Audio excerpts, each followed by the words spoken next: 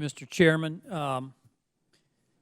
Ms. Kellen, you mentioned that, that if the EPA leadership fails to act on management complaints that were investigated by the Office of the Inspector General, then that could undermine the IG reporting system. This committee takes that very seriously. We've had a couple of hearings in which Arthur Elkins, the Inspector General for the EPA, has testified and talked about the impediments that they faced in investigations, I think some specifically to what is being discussed here today. Can you elaborate on this concern from your perspective? Absolutely. In one situation that I actually mentioned in my written testimony, the IG did an investigation of an employee. He was moved off into a small office, and then he was brought back up to the administrator's office. I've asked to see the copy of the IG report. I've talked to the former chief of staff to try to get an idea of what really happened here. And I was told he was exonerated, except for the alcohol charge, but I am not allowed to see the report. And so I'm not allowed to know whether he was actually exonerated from all these charges or whether the employees were just too afraid to talk to them. And there's a big difference there. And so by having these reports not shared, or not more open, we have no way, and the employees who anonymously reported this have no way to know that anything was actually done on it. Are there other examples that you might cite? Not offhand, but I am sure it has happened in other situations. But in general, we do not get to see the IG reports on these matters. One other thing that troubles me about the culture at the EPA involves the Title 42 appointments by EPA. And they allow the EPA to pay well above the normal Title V levels, with salaries reaching $200,000, $300,000. That's supposed to be used to hire temporary consultants. Why does the EPA use this authority to hire managers when it's intended to attract top quality scientists and engineers? In one instance, I was told that they use the authority because it takes so long to get an SESer in place, and that this was a fast, easy way to get a manager in there. But I also think that there is at least in some places, a culture of, frankly, nepotism-like behavior, where they have people that they know of, buddies from before, that they want to get into some sweet position that they can just kind of slip them in and let them do their thing. And those people are protected? They are not protected, really. They're protected by management, but they shouldn't be protected because they're term appointments. So it should be very easy to remove them, yet they don't. Okay. Thank you, Mr. Chairman. Thank you, Mr. Chairman. Ms. McCarthy, Arthur A. Elkins, the Inspector General for the EPA, testified a number of times about their frustration with cooperation from the EPA. As a matter of fact, he talked about how the EPA had inappropriately blocked his office from conducting some investigations that involved employee misconduct. He testified to this in September 2014, and in that testimony advised the committee that the EPA had asserted that there was a category of activity defined intelligence to which the OIG may have access only subject to the EPA's granting permission.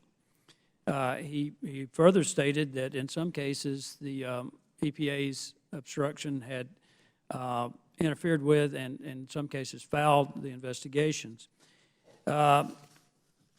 There's other testimony by Patrick Sullivan from the OIG's office where he talked about other inappropriate activity taking place at the EPA, in which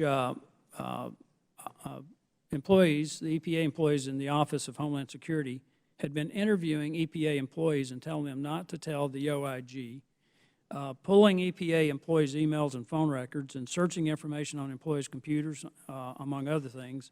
And he said those, in fact, are investigations, and that's what they're doing. And the point is that the Office of Homeland Security doesn't have investigative authority.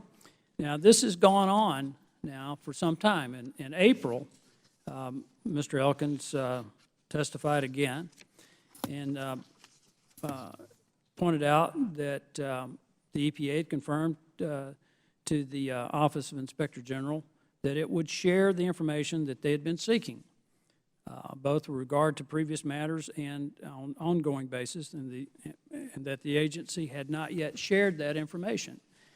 Then in June, apparently, and I do want to cite one other thing, there was a memorandum of understanding that the EPA entered into unilaterally with the FBI without informing the OIG that further impeded the OIG's ability to do their job.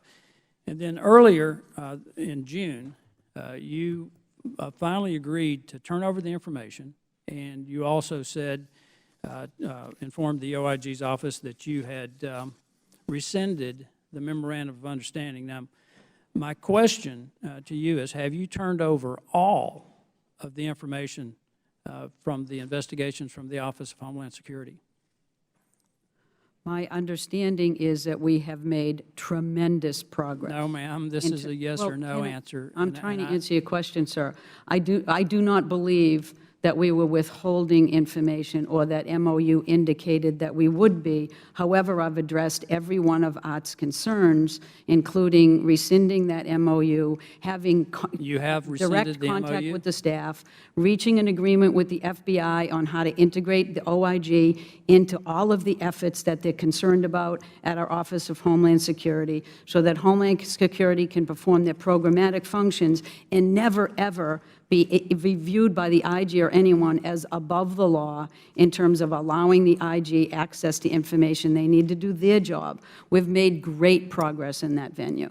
Well, you keep talking about not impeding the OIG's investigation, but that's not their opinion. In this April testimony, you said in this particular case, the OIG's investigation was negatively impacted and delayed by the fact that these senior EPA officials did not notify the OIG about their knowledge of the underlying incidents. And my question, again, have you turned over the information from these investigations to the Office of the Inspector General? I'm not sure I understand what this refers to, sir, but I do not want you getting the impression that we're withholding any information that the IG needs to do its job. Reclaiming my time, and I think the IG understands I'll simplify it for you. Let me make it simple. Okay. Have you turned over all of the information from the Office of Homeland Security to the OIG? As far as I know, the IG and the Office of Homeland Security are working collaboratively to ensure that the Office of the Inspector General can do its job while the Office of Homeland Security can perform its programmatic The reason I'm pressing That's how it's supposed to work. The reason I'm pressing this is throughout this period of time, yes, you consistently offered to work with the OIG's office and didn't do it, okay? So I just want to know, are you going to do what you said you were going to do? And I appreciate the fact that you rescinded the memorandum of understanding. Thank you. But we would like to know definitively that you are turning over the information that the Office of Inspector General has requested, and if you have not, when will it be done? I have dictated that as an absolute requirement of our Office of Homeland Security. We met with the Federal Bureau of Investigation. We set up a process to ensure that's happening, and I have heard no further concern of the Inspector General that information that he is aware of is being somehow withheld. Okay, we'll follow up on that later. If the chairman will indulge me, I have one other question. 5 years ago, armed agents from the EPA conducted a raid on a city wastewater treatment facility in Dothan, Alabama. What I would like for you to do, Ms. McCarthy, is provide to this committee a copy of the threat assessment that justified armed agents and body armor conducting a raid on a municipal facility. Mr. Chairman, I appreciate the additional time. Thank you. Thank you.